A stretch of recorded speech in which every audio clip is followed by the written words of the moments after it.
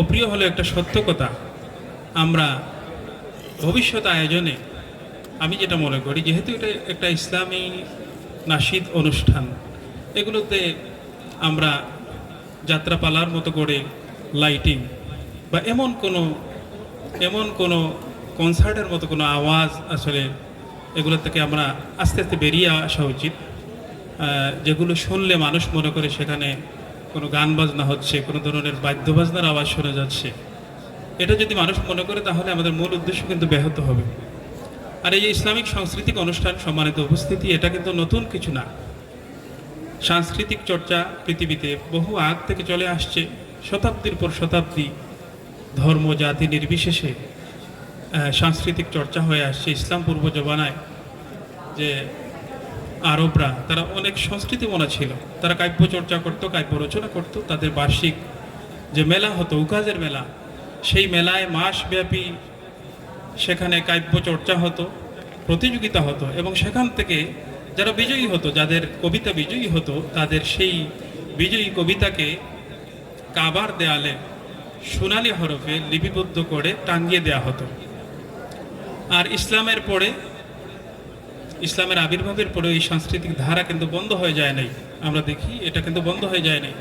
হিজরতের পর আল্লাহ নবী সাল্লাল্লাহু আলাইহি সাল্লাম যখন মক্কার কঠিন পথ পাড়ি দিয়ে নিজের মাতৃভূমি ছেড়ে তিনি যখন মদিনার উপকণ্ঠে পৌঁছান, তখন মদিনার শিশু, কিশোর, যুবক, বৃদ্ধ, নারী, পুরুষ সকলেই তারা বেরিয়ে এসেছিল আল্লাহ নবী সাল্লাল্লাহু আলাইহি সাল্লামকে অভ্যর্থনা জানানোর জন্য। তখন যে কালজয়ী কবিতা তারা পাঠ করেছিল, যেটা আজ আমাদের মুখে মুখে শোনা যায়, তলা আল বদরু আলাইনা মিন সানিয়াতিল বিদায়। তারা খেজুরের ডাল নেড়ে আল্লাহ নবী সাল্লাল্লাহু আলাইহি সাল্লামকে অভ্যর্থনা জানিয়েছিল। আল্লাহ নবীর যে দীর্ঘ যে সফরের যে ক্লান্তি এবং মাতৃভূমি ছেড়ে আসার তার যে কষ্ট, এই অভ্যর্থনার মাধ্যমে কিছুটা হলেও লাঘব হয়েছিল। আমরা দেখি যে আল্লাহ নবী সাল্লাল্লাহু আলাইহি সাল্লামকে যখন কাফের এবং মুনাফিকরা কবিতার মাধ্যমে যখন আক্রমণ করত, তখন আল্লাহ নবী সাল্লাল্লাহু আলাইহি সাল্লাম এর একজন প্রিয় মানুষ, শায়রুন নবী সাল্লাল্লাহু আলাইহি সাল্লাম, হযরত হাসান বিন সাবিত আল আনসারী রাদিয়াল্লাহু তাআলা আনহু, তিনি আল্লাহ নবীর পক্ষাবলম্বন করে তাদের জবাব দিতেন।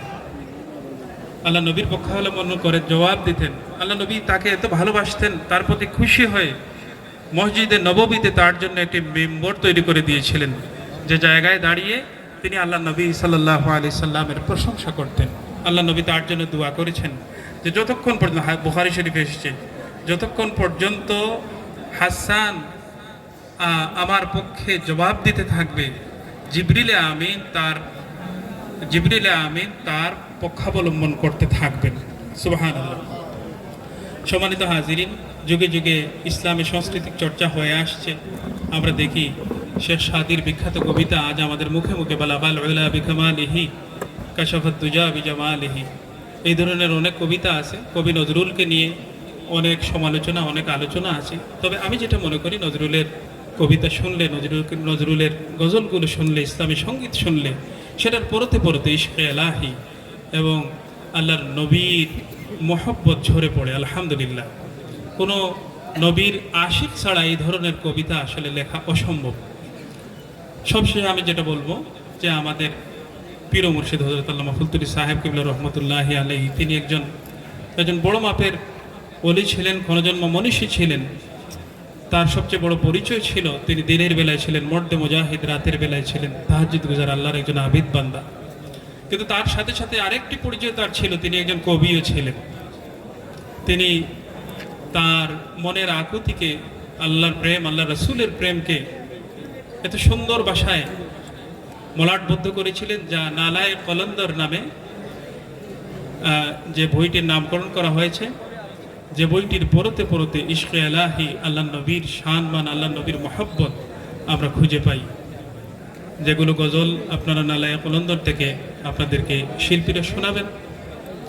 বর্তমানে এই সাংস্কৃতিক আগ্রাসন এবং মিডিয়া এবং মানুষের হাতের মুঠায় ইন্টারনেট চলে আসার কারণে যে অপসংস্কৃতি কিন্তু আমাদের হাতের মুঠায়, এর থেকে বেঁচে থাকার জন্য তরুণ এবং যুবকদেরকে বাঁচিয়ে রাখার জন্য এই ধরনের সাংস্কৃতিক অনুষ্ঠান এটা গুরুত্বপূর্ণ ভূমিকা রাখছে বলে আমি মনে করি। সবশেষে আমি যে কথাটা বলবো, আমরা এখানে আসছি, গজল শুনছি, আমরা মুগ্ধ হচ্ছি, গজলের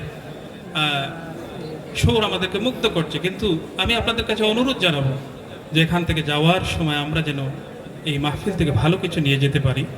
এই মাহফিল থেকে আমরা কিছু ফায়দা যাতে আমাদের বাড়িতে নিয়ে যেতে পারি। কি ফায়দা আমরা নেব? যে আমরা আল্লাহর পথে চলার তামান্না এবং আমাদের হৃদয়ে আল্লাহ নবী সাল্লাল্লাহু আলাইহি সাল্লাম ইশক ও মহব্বত আমরা ভরপুর করে যাব ইনশাআল্লাহ। তার পাশাপাশি আমরা আল্লাহর পথে চলার জন্য আমরা মনস্থির করব। আর আজকের এই অনুষ্ঠানের সবশেষে আমি যেটা বলবো, যে এই অনুষ্ঠান শেষে আমরা যেন সবাই বলতে পারি, মনের মধ্যে এই হিম্মত আনতে পারি, আমরা যেন বলতে পারি যে কুল ইন্না সলাতি ওয়া নুসুকি ওয়া মাহইয়ায়া ওয়া মামাতি লিল্লাহি রাব্বিল আলামিন, নিশ্চয় আমার নামাজ, আমার কুরবানি, আমার জীবন এবং আমার মৃত্যু সবকিছু আল্লাহর জন্য। আমি আয়োজক সংগঠন তালামিজ ইসলামিয়াকে ধন্যবাদ জানাই, মাদ্রাসা কর্তৃপক্ষকে বিশেষভাবে ধন্যবাদ জানাই, উপস্থিত সকলকে আমার কথাগুলো শোনার জন্য ধন্যবাদ জানাই। আর আমাদের পীর ও মুর্শিদ হযরত সাহেব কিবলার ওসিলায় আজকে আপনারা আমাকে এখানে সম্মানিত করেছেন, দাওয়াত দিয়েছেন। আমাদের পীর ও মুর্শিদের দরজা আমি বুলন্দি কামনা করছি। পাশাপাশি আবারও এই মাদ্রাসার তরফে আমি আল্লাহর দরবারে কামনা করে আমার কথা শেষ করছি। ওয়া মা আলাইনা ইল্লাল বালাগ।